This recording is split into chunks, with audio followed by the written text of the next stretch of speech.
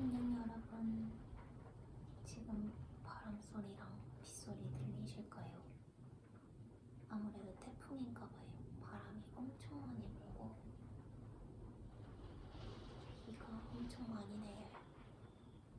근데 저는 개인적으로 이런 날씨에 집에 있는 거를 굉장히 좋아하는 편이라, 물론 이 날씨에 밖에 있는 걸 좋아하는 사람은 없겠지만, 제가 말하는 그 좋아하는 감정이 뭐냐면, 궂은 날씨에 영향받지 않고 조용하게 앉아서 따뜻한 차 마실 수 있는 게 저한테는 행복이거든요. 제가 저의 행복을 정의 내리자면. 그래서 저는 이런 날씨에 그냥 멍하니 앉아서 밖에 보는 걸 좋아해요. 그래서 지금 1시간째 벌써 앉아있는 중이랍니다. 아무튼 제가 오늘 이 영상을 찍는 이유는, 제가 어느덧 2개월 뒤면 워홀로 영국에 온 지 한 달, 아니지 1년째가 되는데,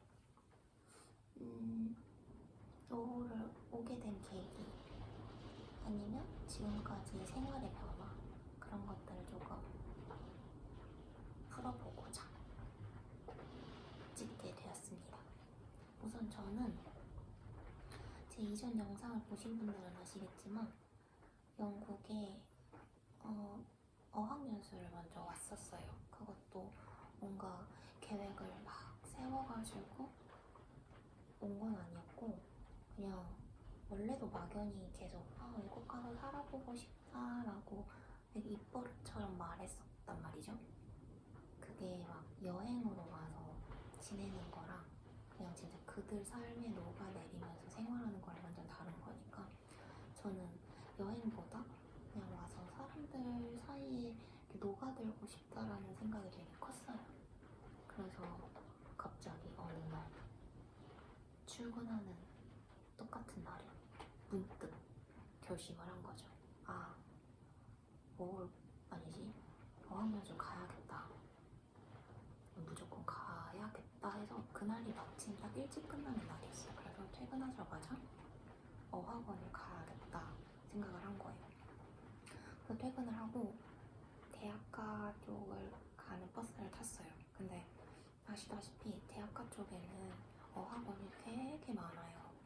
그러면 또 저는 어쨌든 갑자기 그냥 결정이 된 거였으니까, 저 스스로 막 여기저기 다 알아보고 하는 것 자체가 저한테는 성격상 맞지 않아서, 제가 정한 유학원도 이유가 되게 단순했어요. 그 많은 간판들 중에 제일 눈에 띄는 곳 한 곳만 가자. 그래서 딱 버스에서 내려와가지고 딱 건너편에 그 어학원들 차라라락 있었단 말이죠. 거기서 제일 눈에 띄는 곳 딱 진짜 한 곳만 갔어요. 그날 딱 가서 견적을 받고 와서 어머니한테 말씀드렸죠. 나 여길 갈 거고 견적은 이 정도다. 내가 모은 건 이만큼의 금액이니 조금만 보태달라.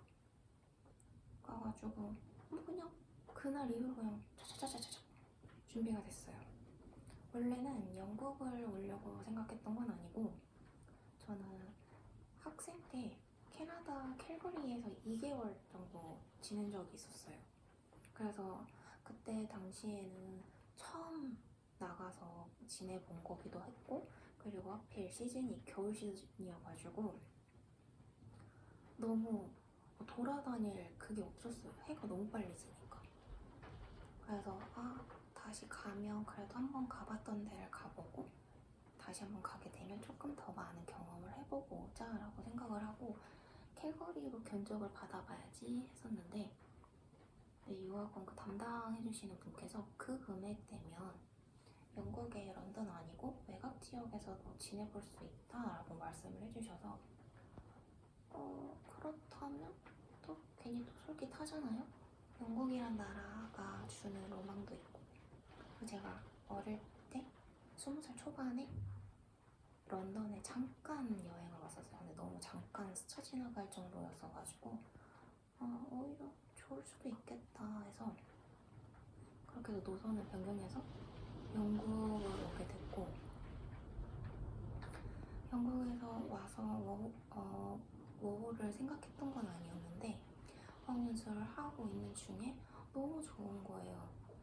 그냥 이런 문화가 나한테 맞는구나 하고 알게 되고, 그러니까 더 있고 싶은 생각이 들어서 더 있을 수 있는 방법이 뭐지 하다가 워홀이 있는 거예요. 그래서 제가 딱 그때 당시만 해도 거진 막차 때였어요. 지금은 이제 다시 또 바뀌어가지고 더 연령대가 높아졌긴 했지만 그때는 제가 거진 마지노선이었거든요. 아무튼 그래가지고 그 어학연수 기간 중에 워홀을 신청을 했고, 그것도 런던에서 신청을 했는데 돼버린 거예요. 제가 한국에 돌아갈 시기가 2개월 정도 남아있는 텀이었는데, 아무튼 그렇게 해서 갑자기 어학연수를 갔다가 6개월의 공백기를 띄고 다시 워홀을 와야 되는 상황이 된 거죠. 그래서 저는 한국에 돌아가자마자 바로 일을 시작하고 진짜 딱 6개월 일을 해서 워홀로 런던에 다시 왔습니다. 지금까지 제가 직장을 바꾸지 않고 계속 일을 하고 있는데요. 지금까지 일한 제 솔직한 마음으로는 이런 생활이 계속돼서 여기서 계속 살 수 있다면야 살고 싶다라는 마음이 가장 커요. 굳이 한국에 돌아가야 할까라는 생각이 들지만 또 스폰 비자를 주는 회사는 많지 않고, 그러다 보니 딱 제가 누릴 수 있는 시간이 딱 2년밖에 없는 거잖아요. 진짜 막 예상치 못한 예외의 경우를 줘서 저한테 스폰 비자를 줄게 더 있어봐 라고 하지 않는 이상. 그래서 저는 이제 길어봐야 1년 한 2개월 정도 남았는데 좋습니다. 좋아요. 물론 모든 게 다 마음에 든다고는 할 수 없어도 만족하고 살고 있어요. 스트레스도 확실히 적고,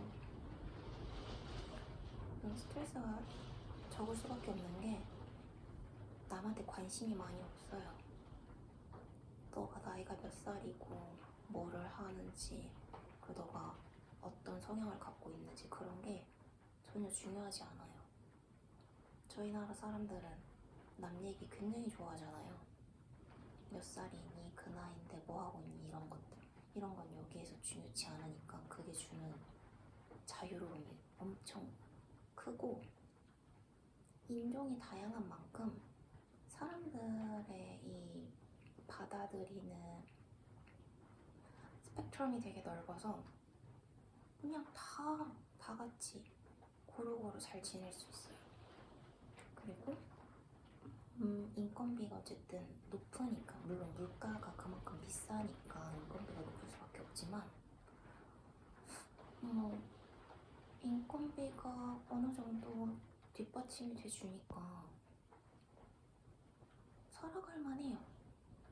막 허덕이지 않아도 돼서, 어차피 한국에서 내가 진짜 막 이만큼 많이 버는 그런 부자가 될 수 있는 게 아니라면 굳이 막 스트레스 받으면서까지 살아야 할까 그곳에서? 이런 생각을 진짜 많이 하게 돼요, 요새 들어.